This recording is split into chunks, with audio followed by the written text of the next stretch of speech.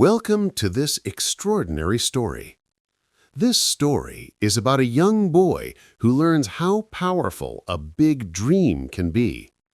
It shows how thinking big can change someone's life, even if that person starts with nothing. The language is simple, the ideas are clear, and the message is strong. If you want to grow, your thoughts must grow first. Let's begin the story. In a quiet village, surrounded by tall trees and soft green hills, lived a 15-year-old boy named Leo. He was smart, curious, and full of energy, but his world felt small. Most people in the village worked on farms. Some repaired bicycles. Others sold vegetables in the market. People lived simple lives, and no one talked about big dreams. Leo often sat outside his house at sunset, watching the sky turn orange and gold. Every time he looked up, he felt a strange pull, like the sky was inviting him to become more than he was. But the people around him always said the same thing. Do not think too big, Leo. Life is simple here. Do your work, stay safe, and be satisfied.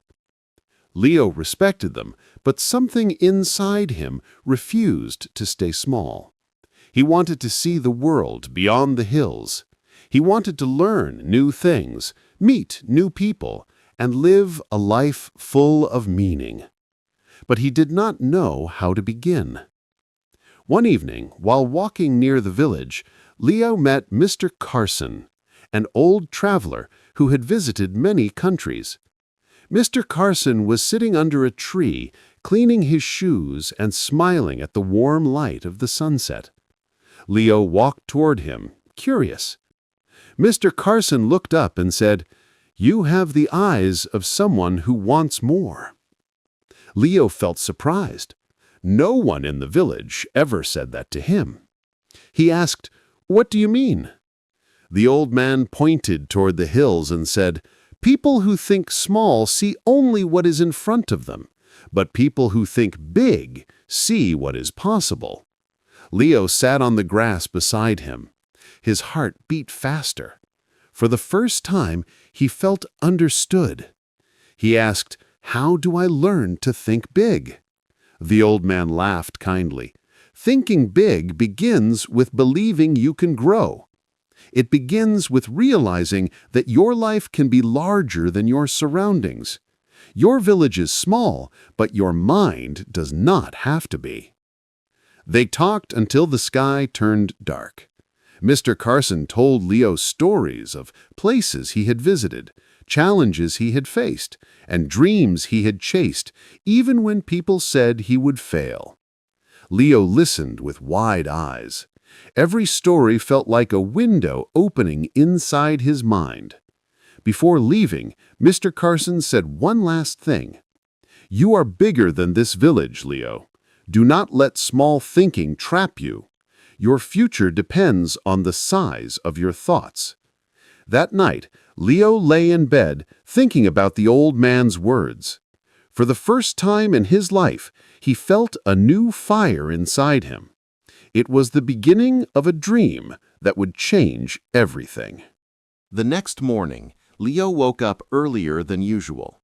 The sky was still pale, and birds were just beginning to sing. But his mind was already awake, full of excitement. The words of Mr. Carson stayed with him like a warm light. Your future depends on the size of your thoughts. Leo knew he could not stay in the same routine anymore. He needed to take a step, even if it was small.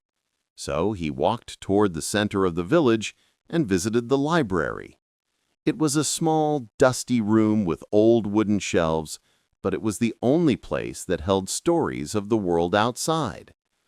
The librarian, Mrs. Helen, raised her eyebrows when she saw Leo. He rarely visited the library, but today he said confidently, "I want books about people who changed their lives." She smiled. That is a good beginning. She gave him 3 books, one about inventors, one about travelers, and one about dreamers who started with nothing. Leo took the books home and read for hours. He learned about people who had failed many times, but never stopped thinking big. He learned how their dreams were bigger than their fears. Every page filled him with hope and strength. But not everyone understood his new passion. At dinner, his father asked, "Why are you reading so much these days?" Leo hesitated, then said, "I want to learn how to change my life. I want to do something bigger than this village." His father frowned slightly. "Thinking big is dangerous, Leo. It can lead to disappointment." Leo looked down at his plate. This was the kind of thinking Mr. Carson warned him about. But he also understood that his father spoke from fear, not from truth. Later that night, Leo returned to the riverside where he first met Mr. Carson. He hoped to see the old man again, but the place was empty. Still, Leo sat on a rock and watched the water flow. The river never stopped moving, and Leo decided he would not stop either. While sitting there, he opened a small notebook and wrote his first big goal. "I will leave the village to study in the city. I will learn new skills and build a better life." Writing it down made the dream feel real. For the first time, he saw a clear direction. The next morning, Leo went to Mrs. Helen again and asked for help. He said, "I want to learn English. I want to communicate with the world." Mrs. Helen was surprised but impressed. She brought out old English textbooks and gave Leo a simple plan: study 1 hour every day, learn 10 new words, and practice speaking to travelers who visited the village on weekends. Leo followed the plan with discipline. Every day he studied, repeated words, practiced sentences, and pushed himself to understand more. He felt his mind growing. He felt stronger. People in the village began to notice the change. Some laughed, some said he was wasting his time, but Leo kept going. He remembered what Mr. Carson said: "People who think big see what is possible." And now, for the first time, Leo believed that something big was truly possible. Weeks turned into months, and Leo continued studying every single day. At first, learning English felt exciting. Every new word felt like a small victory. But soon, the real challenge began. Some grammar rules confused him. Sometimes he forgot words he had learned the day before. Sometimes he felt slow, tired, and frustrated. One night, after struggling with a difficult lesson, Leo closed his book and sighed deeply. "Maybe I am not smart enough," he whispered to himself. He felt his confidence sinking. The next morning, he walked to the riverside again. The place was quiet, the water calm. Leo stared at the reflection of the sky in the river and asked himself an important question: why am I doing this? A moment later, he remembered Mr. Carson's words and the dream he wrote in his notebook. He realized something powerful. Big dreams always bring big challenges. Challenges do not mean you are weak. They mean you are growing. With this new understanding, Leo returned home and started studying again, this time with patience. Instead of trying to learn everything fast, he focused on learning step by step, and slowly the pieces began to connect. But learning English was not the only challenge he faced. One afternoon, when Leo was practicing English near the market, a group of older boys began to tease him. They said things like, "Why are you wasting time? Do you think you are better than us? This village is your whole life, Leo." Their words hurt him, but he stayed silent. Inside, he felt a storm of anger and pain, but he did not respond. He remembered something he read in one of his books: strong people do not fight with small minds. Later that evening, He told Mrs. Helen about the incident. She looked at him with kind eyes and said, "Leo, when you think big, your dreams make some people uncomfortable. They see your growth as a mirror of their own fears. Do not let their words stop you." These words gave Leo strength. He understood that the journey of thinking big was not just about learning new skills. It was about becoming mentally strong. Another challenge came when his father spoke to him again. He said, "Leo, studying is fine, but do not forget to work on the farm. You are needed here." Leo respected his father, but he also knew the life he wanted was beyond the farm. So he made a new plan. Wake up at sunrise, help with farm work for 2 hours, then study. It was difficult, but he did it every day.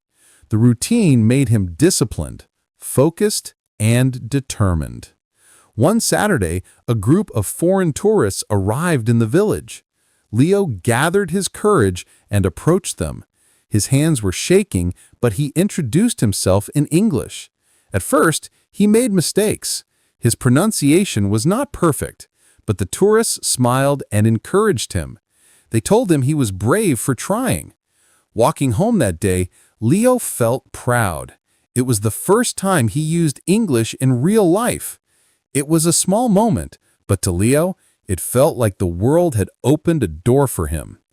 That evening, he wrote in his notebook again, "Challenges are not enemies.